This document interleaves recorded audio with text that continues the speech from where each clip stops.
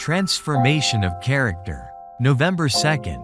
Offertory Reading Devotional. I have been crucified with Christ. It is no longer I who live, but Christ lives in me. Galatians chapter 2 verse 20.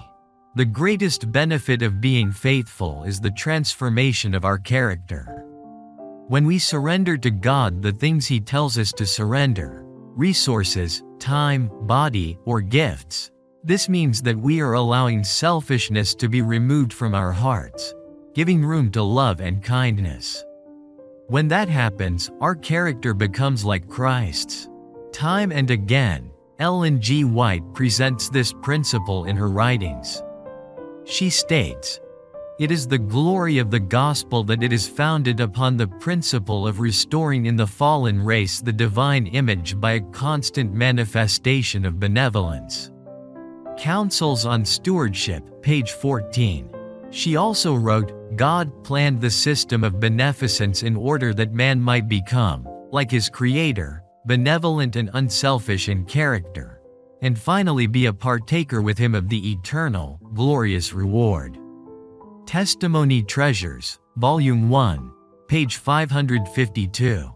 These quotes contain two very important pieces of information.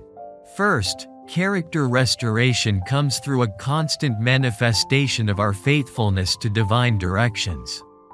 Second, God Himself designed the faithfulness system so that our character could be transformed from selfishness to altruism. In practice, it works like this.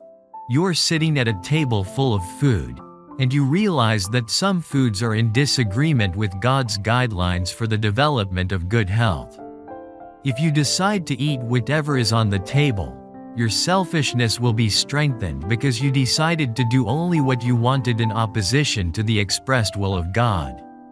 On the other hand, if you choose to give up your desire and follow divine guidance, selfishness loses the battle and its strength is lessened in your heart. It's not just a matter of you getting ill or not, it's mostly a matter of who wins the battle for your heart, selfishness or God's will. When at the end of the month you choose not to be faithful by returning your tithes and offerings, the problem is not that the church suffers from a shortage of resources. The problem is that selfishness gains strength and dominance in your heart.